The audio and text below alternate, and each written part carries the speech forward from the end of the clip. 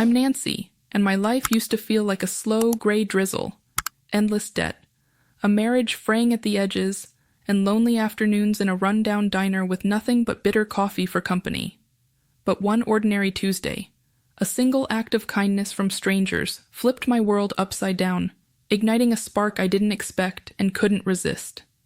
It started with a paid bill and a fleeting smile, but it led me down a path so dark and thrilling that I'm still trembling from the consequences. What did I do in that dim hallway, and how will I ever face my husband with this secret burning inside me? There's a certain weight to the air at 3:17 p.m. on a Tuesday, when the world seems to slow down just enough for you to feel every ache in your bones, every unpaid bill pressing against your chest. I'm Nancy, 31 years old, sitting in a cracked vinyl booth at Rosie's Diner, a little hole in the wall on the edge of town, where the coffee tastes like burnt regret, but it's cheap enough to justify. My fingers trace the chipped edge of the table, a habit born from too many hours spent here, staring into the void of my own thoughts. I've been married to Mark for 6 years now. He's 34, a mechanic with hands rough from turning wrenches all day and a heart that's kind, but lately feels a million miles away. We barely talk anymore. Not really. He's gone before the sun's up and back after I've already eaten dinner alone. I miss the way we used to laugh over nothing. But now, the silence between us is louder than any argument. Life's been a grind, and I don't just mean the emotional kind. Last year, I had emergency surgery. Nothing I want to relive, but the medical bills keep showing up like uninvited guests, piling up next to credit card statements that haunt my sleepless nights.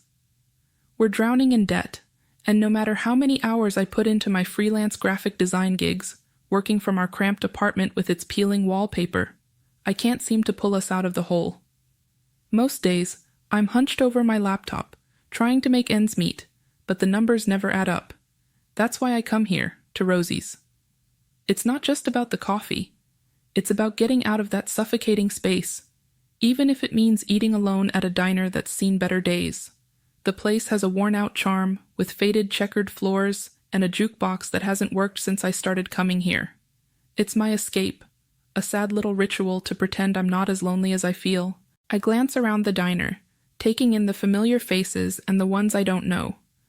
Tim, the waiter, is wiping down the counter with a rag that's probably older than he is.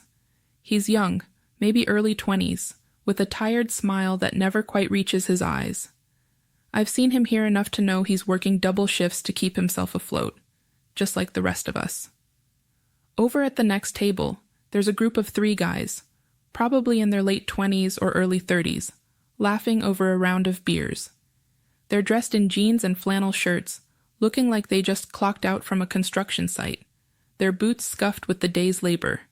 Their voices carry a mix of rough jokes and easy banter, the kind of camaraderie I haven't felt in ages.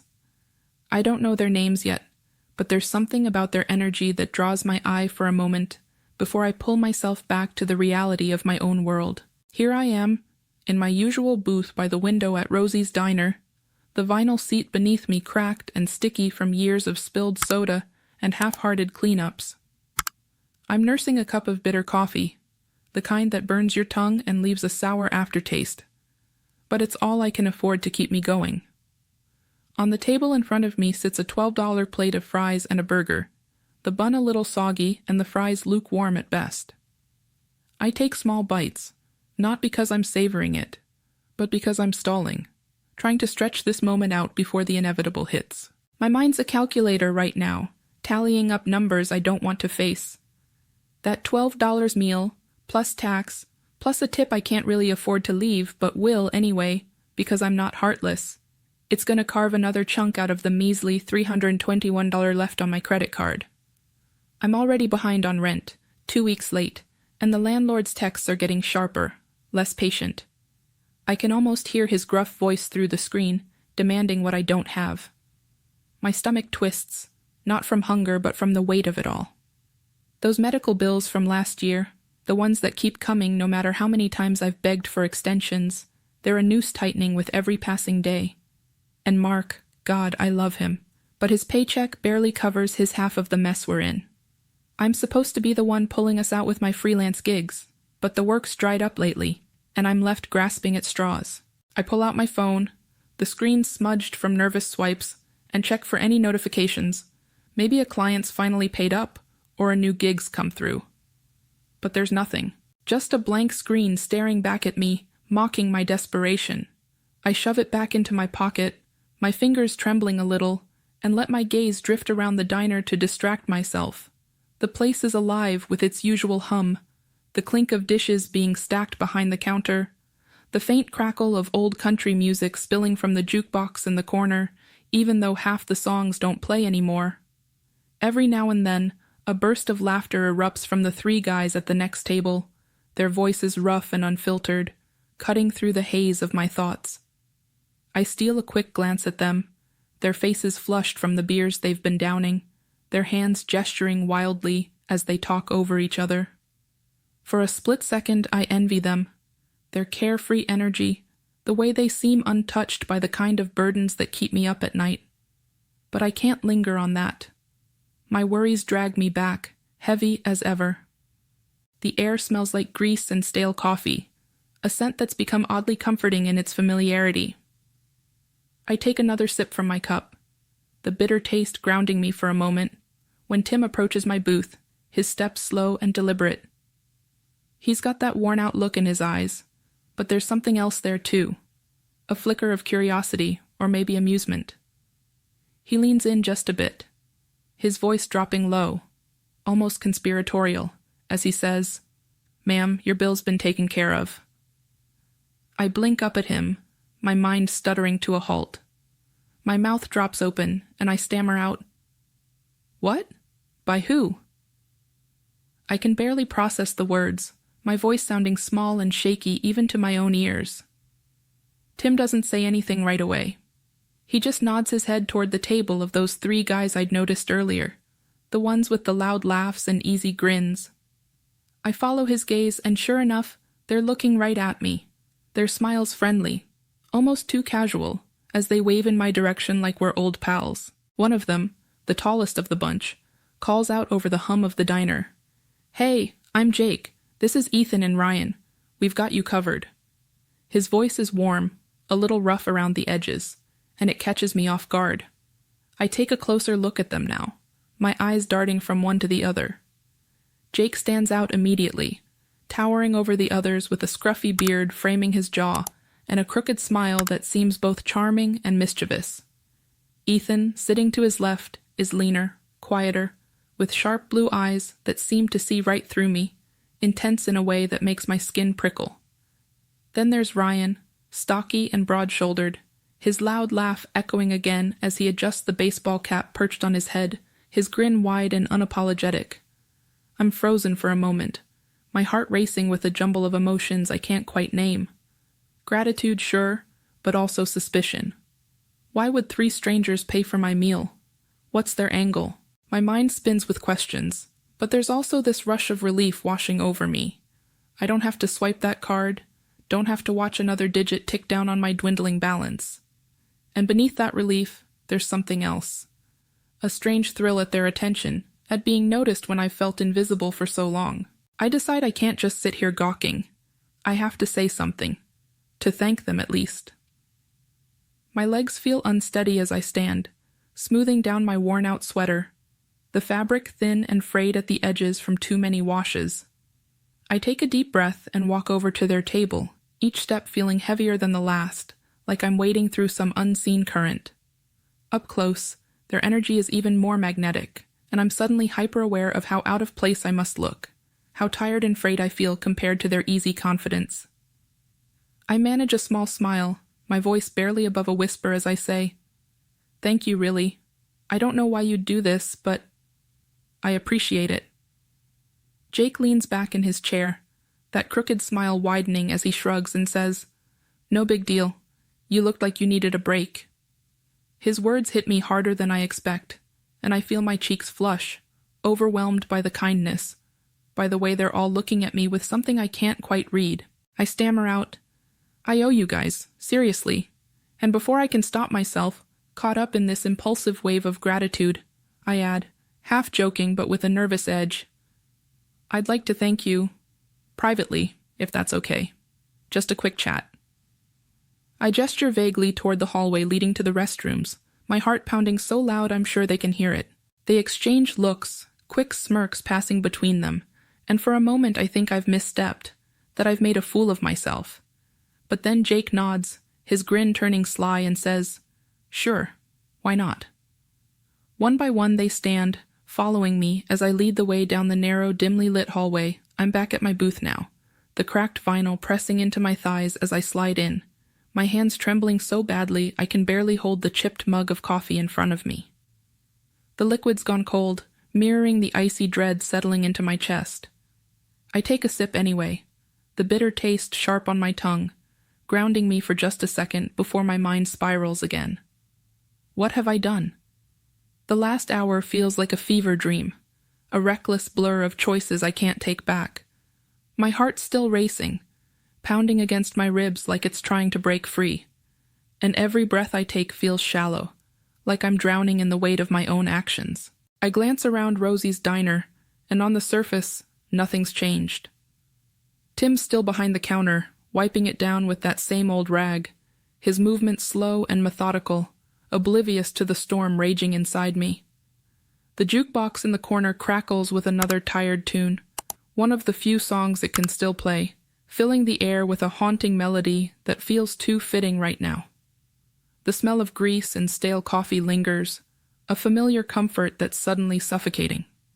Everything looks the same, the faded checkered floors, the smudged windows letting in the late afternoon light. But inside me, it's like the world has tilted off its axis. I feel exposed, raw, like everyone in here can see the guilt written all over my face, even though no one's looking my way. My eyes dart over to their table, to Jake, Ethan, and Ryan. They're back in their seats, laughing over another round of beers, their voices carrying that same rough, carefree energy as before. Jake's leaning back in his chair, his scruffy beard catching the light as he throws his head back with a chuckle. Ethan's quieter, but even he's smirking, those sharp blue eyes glinting with something unreadable. Ryan's loud laugh cuts through the diner again, his baseball cap tilted back as he slaps the table. They look untouched, unbothered, like nothing happened. Like the moments we shared down that dim hallway were just a casual game to them. And here I am, sitting alone, drowning in a tidal wave of shame and adrenaline that I can't shake off. My skin still tingles with the memory of it all, the rush of something forbidden, something I never thought I'd let myself feel. But now, in the harsh light of reality, that rush is souring into regret so heavy I can barely breathe. My thoughts are a chaotic mess, racing faster than I can keep up with. How could I do this to Mark? He's out there right now, probably still at the garage, his hands stained with oil, his back aching from hours of bending over engines, working himself to the bone for us. For me. And I've betrayed him in a way I never imagined I could. What if someone saw us? What if someone noticed the four of us slipping away, caught the looks, the tension, and pieced it together? Rosie's isn't exactly a private place. People talk, rumors spread like wildfire in a small town like this. What if word gets back to Mark before I can even figure out how to face him? My stomach churns at the thought, a sickening mix of fear and self-loathing twisting tighter with every second. I fumble for my phone, my shaky fingers almost dropping it as I pull it out of my purse. The screen lights up, and there it is, a missed call from Mark. My heart stops for a moment, a sharp stab of guilt slicing through me. I can picture his face so clearly, those tired eyes, the lines of exhaustion etched deeper after a long shift. He probably just wanted to check in, to hear my voice. And I wasn't even here to answer. I wasn't here because I can't even finish the thought without feeling like I'm going to be sick. My thumb hovers over the call button, torn between dialing him back and pretending everything's fine, like I didn't just cross a line I can't uncross. What would I even say? How do I lie to him when my voice is bound to? I'm still sitting here in this cracked vinyl booth at Rosie's diner, my hands trembling as I clutch the cold mug of coffee, the bitter dregs doing nothing to steady me. My mind is a storm, a relentless churn of regret and fear, and I can't seem to anchor myself. The weight of what I've done presses down on me, heavier with every passing second. I'm about to stand, to escape this suffocating space, when I hear a voice cut through the haze. Jake's voice, rough and casual, like nothing in the world is wrong. "Hey Nancy, don't be a stranger. Give us a call sometime."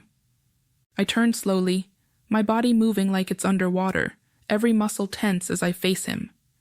He's holding up a napkin, waving it slightly with that crooked smile of his, and I can see my name and number scrawled across it in my own messy handwriting.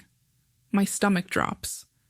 I must have given it to him earlier, in that reckless, dazed moment when I let myself get swept away by the thrill of their attention.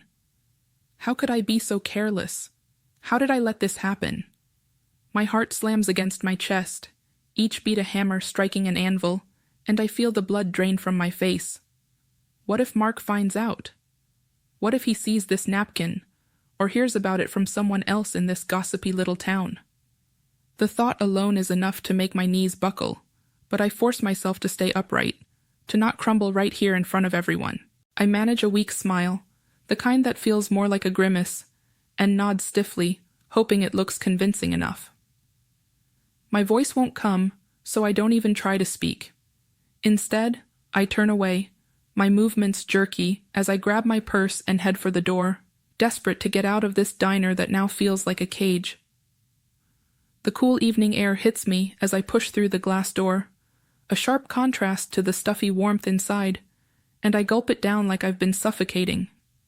My breath comes out in visible puffs, curling into the dusk like little ghosts of my guilt, disappearing into the darkening sky. The parking lot is mostly empty, just a few scattered cars under the flickering streetlights, and I make a beeline for my beat-up sedan, the old thing that's been with me through every rough patch, its paint chipped and its engine temperamental. My footsteps crunch on the gravel, each one echoing in my ears, louder than it should be, like the world is amplifying my shame. I can't stop replaying it all in my head as I walk. Every moment, every fleeting touch, every whispered word in that dim hallway. It felt like a dream at the time, a dangerous escape from the monotony of my life, a brief dance with something wild and forbidden. But now, out here in the cold, hard reality of the evening, it's a nightmare I can't wake up from. Guilt crashes over me like a tidal wave, pulling me under, drowning me in the realization of what I've risked. My marriage, my life with Mark, the quiet stability we've fought so hard to hold on to, despite everything. It's all hanging by a thread now, and I'm the one who took the scissors to it. All for what? A fleeting thrill over a paid $12 bill? A moment of feeling seen when I've felt invisible for so long? It's pathetic, and I hate myself for it. I reach my car, fumbling with the keys, my hands shaking so badly I nearly drop them. I slide into the driver's seat, the familiar creak of the worn-out upholstery grounding me for just a second before the weight of everything comes rushing back. I grip the steering wheel, my knuckles turning white, and stare out at the empty lot through the windshield, not really seeing anything. Tears start to fall, hot and unstoppable, streaming down my cheeks as I sit there, alone with the wreckage of my choices. I can't hold it in anymore. The shame, the fear, the self-loathing, it's all too much. I've jeopardized everything I hold dear, everything Mark and I have built together. I'm driving home now, the hum of my old sedan's engine a steady drone beneath the chaos in my mind. The tears have dried on my cheeks, leaving tight, salty streaks, but the ache in my chest hasn't eased. If anything, it's grown heavier. A stone lodged where my heart should be. The streets are quiet, the town settling into the stillness of late evening, but inside me, there's no peace. Every turn of the wheel feels like I'm steering closer to a reckoning I'm not ready to face. I keep picturing Mark, waiting for me in our little apartment, unaware of the storm I'm bringing home with me. How do I look him in the eye after what I've done? How do I pretend everything's fine when I've shattered something sacred between us? I pull into the parking lot of our building, the gravel crunching under my tires, and cut the engine. For a moment, I just sit there, staring at the chipped paint on the dashboard, trying to gather the pieces of myself before I step inside. My hands are still unsteady as I grab my purse, the weight of my phone inside it feeling like a ticking time bomb. What if Jake or one of the others texts me? What if Mark sees it before I can delete it? The thought sends a fresh wave of panic through me, but I push it down, forcing myself to get out of the car. The night air is cold, biting at my skin as I trudge up the creaky stairs to our second-floor unit, each step heavier than the last. I fumble with my keys at the door, the metal scraping in the lock, and finally push it open. The familiar dim glow of our small apartment greets me, the single lamp in the living room casting long shadows across the worn-out furniture. The smell hits me first, motor oil, faint but unmistakable, clinging to the air from Mark's work clothes draped over a chair. It's a scent I've always associated with him, with his hard work, his quiet strength. And now it twists something deep inside me, a reminder of everything I've betrayed.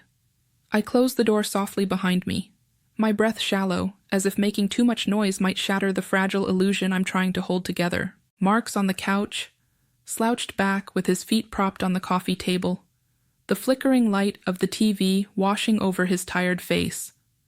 Some late-night rerun is playing, the sound turned low, just background noise to fill the silence. He barely looks up as I step inside, his eyes fixed on the screen, but he mumbles, "Hey, you're late. Everything okay?" His voice is rough from a long day, laced with a casual concern that cuts me deeper than any accusation could. I force a smile, though I know he can't see it, and my voice cracks as I lie. "Yeah, just lost track of time at the diner." The words taste bitter on my tongue, each one a shard of glass I'm swallowing down. I don't know if he hears the tremor in my tone, but he doesn't press, just nods slightly, his attention drifting back to the TV. I kick off my shoes by the door, the thud of them hitting the floor louder than I mean it to be, and cross the room to sit beside him on the couch. The cushion sinks under my weight, and I'm close enough to feel the warmth of him, the familiar solidity of his presence. But there's a chasm between us now, one I've carved with my own hands. I'm miles apart from him, even sitting right here, and the weight of my secret presses down on me like a physical thing, crushing my chest until it's hard to breathe. I stare at the TV, not really seeing whatever's playing, my mind 1,000 miles away, replaying every reckless moment from earlier. The dim hallway at Rosie's, the charged air, the unspoken understanding as boundaries blurred in a way I can't undo. It was a fleeting escape, a rush I chased without thinking, but now it's a shadow that follows me, tainting everything. I can't help but think about how one impulsive decision has changed it all. Rosie's Diner once. Don't forget to subscribe, like, and comment if you enjoyed this story. This will help us create more engaging stories for you.